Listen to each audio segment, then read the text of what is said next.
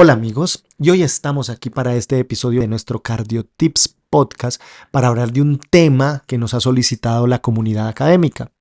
Hablemos de aneurismas de arterias coronarias, disección coronaria y malformaciones arteriovenosas.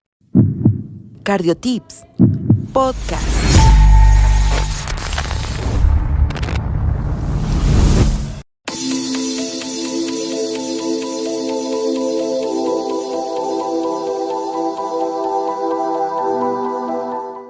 En primer lugar, vamos a hablar de los aneurismas de las arterias coronarias. Constituye una dilatación localizada en un segmento arterial coronario con un diámetro dentro de esa arteria mayor de 1.5 veces el diámetro de los segmentos continuos. Y cuando la dilatación supera los 4 centímetros se denomina un aneurisma gigante. Entonces, si nosotros llevamos una arteria que tiene 1 centímetro de diámetro y de pronto hace como esa bolita, ese diámetro de dilatación, y ese diámetro de la dilatación mide más de 1.5 centímetros, es un aneurisma de la arteria coronaria. Es decir, 1.5 veces el diámetro adyacente al aneurisma. Y cuando tenemos un aneurisma de una arteria coronaria que mida 4 centímetros y 4 centímetros para una arteria coronaria es muchísimo, por eso se llama un aneurisma gigante.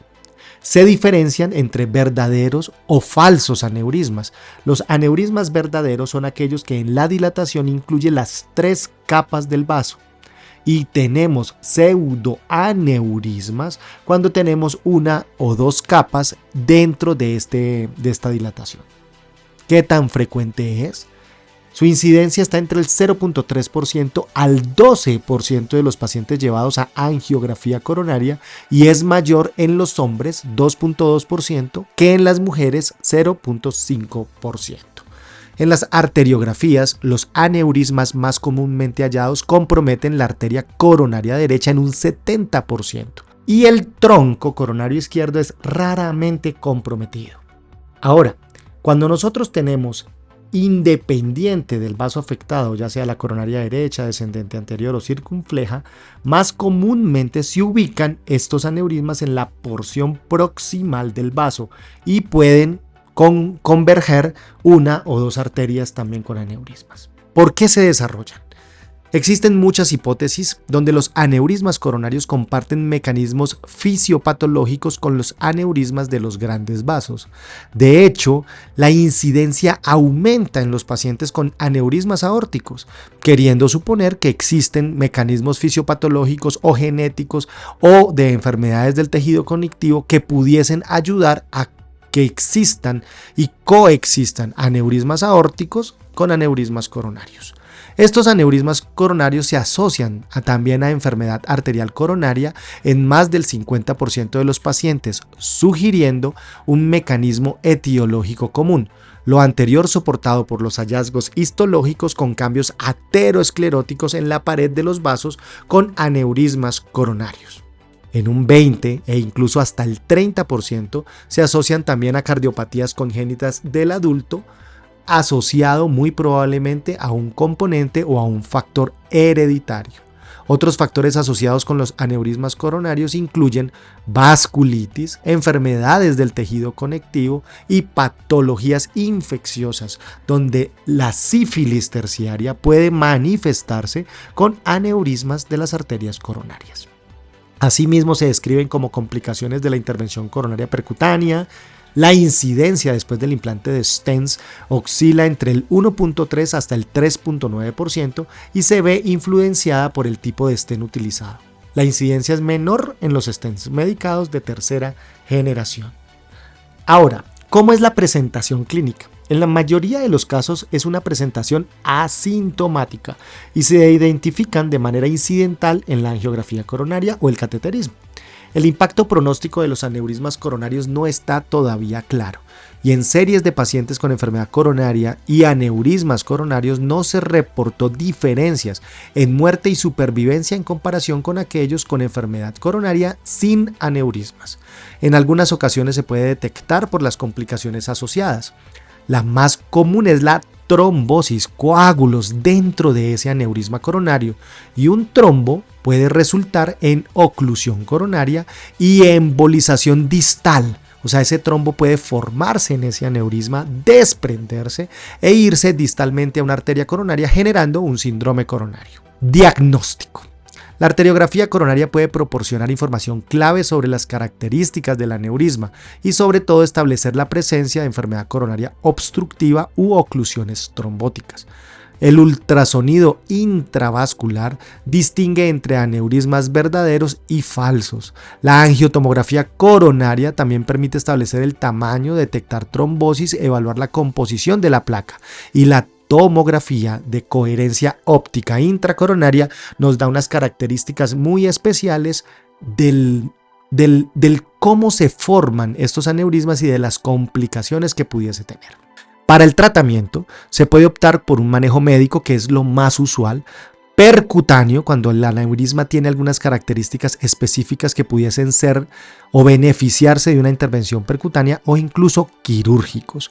Su sola presencia no es indicativa de un tratamiento invasivo.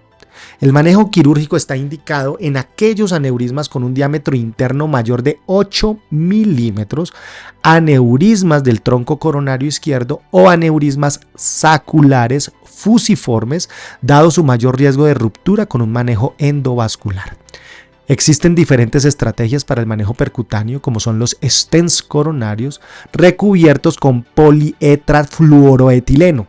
Esto es una sustancia que puede ayudar para que el stent tenga mayor grado de durabilidad, y dejando en segundo lugar, con mayor complejidad técnica, la utilización de los coils.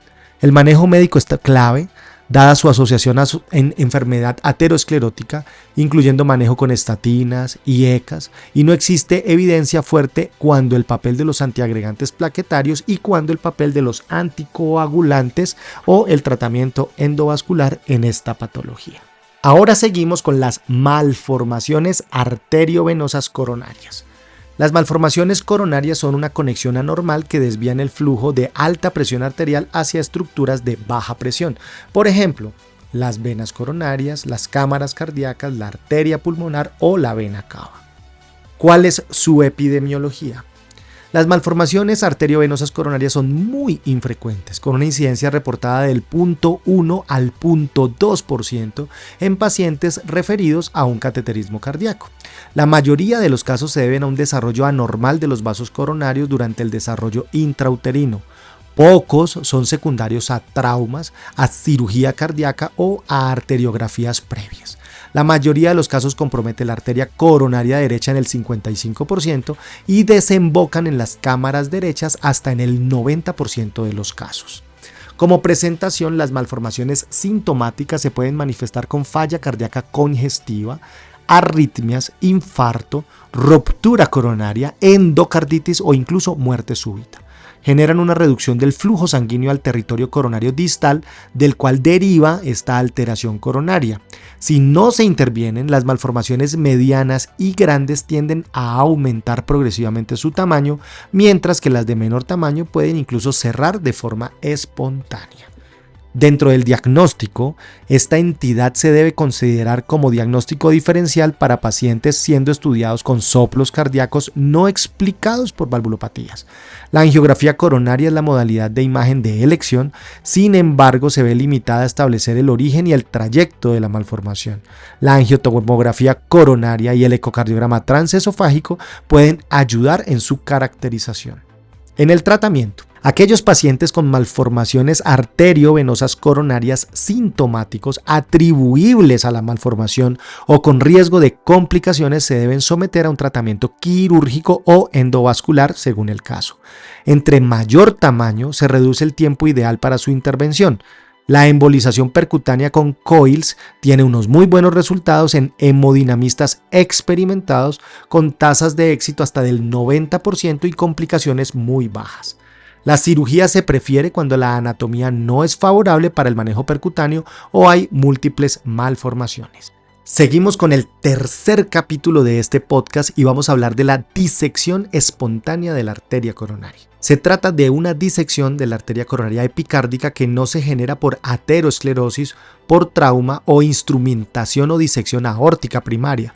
se reportan en un 0.02 al 0.7% de las angiografías coronarias y es la causa de síndrome coronario agudo en un 1 al 4% de los pacientes. ¿Por qué se desarrolla esta disección coronaria espontánea? Típicamente afecta mujeres jóvenes, que representa hasta el 95% de los casos reportados. El mecanismo no está del todo claro, pero se ha evidenciado una relación con las hormonas femeninas. Otros factores asociados son la enfermedad del tejido conectivo, condiciones inflamatorias y sarcoidosis cardíaca. Los desencadenantes más comúnmente registrados son la actividad física extrema y el estrés. La sintomatología es indiferenciable de un síndrome coronario agudo: dolor torácico, síntomas vasovagales, diaforesis, hipotensión, taquicardia. Sin embargo, el diagnóstico se puede retrasar, dado que la población afectada es de bajo riesgo para sospechar enfermedad coronaria. Es común que veamos una mujer joven, dolor torácico y no creemos que sea un infarto, pues puede ser un infarto no aterosclerótico y sí una disección coronaria espontánea. Tratamiento. La elección para revascularizar debe poner en la balanza los riesgos versus los beneficios, asociados con la presencia de una pared vascular débil y friable. En pacientes con flujo distal preservado y sin signos de isquemia se debe diferir la revascularización coronaria e instaurar manejo médico conservador, dado que la mayoría presentan resolución espontánea dentro de las siguientes semanas al evento. Sin embargo, con este manejo conservador se debe realizar un periodo extendido de vigilancia clínica, dado que hasta el 10% pueden requerir revascularización urgente. En un estudio de 168 pacientes con disección coronaria espontánea, 134, o sea 80% de los pacientes se asignaron a un tratamiento conservador, de los cuales solo 3 requirieron revascularización posterior, y aquellos que se sometieron a angiografía de control, la totalidad, o sea 79 pacientes, presentaron curación espontánea. La cirugía de revascularización miocárdica debe considerarse en aquellos pacientes con PCI fallida o situaciones de alto riesgo como afección del tronco coronario izquierdo. Como conclusiones, es importante conocer estas patologías, recordémoslas: aneurismas de las arterias coronarias, malformación arteriovenosas de las arterias coronarias y por último la disección coronaria espontánea. Las brechas en la evidencia, en particular en la comparación de desenlaces entre los diferentes manejos y el tiempo para su intervención, requieren colaboraciones y estudios multicéntricos para permitir datos en poblaciones más numerosas. Este es un lindo podcast de un tema poco usual, pero también muy importante en ese abanico de nuestras enfermedades cardiovasculares. Y recuerden, amigos, a cuidar el corazón hasta el último latido. Sigue al Dr. Conte en sus redes sociales: Facebook, Instagram, YouTube y TikTok.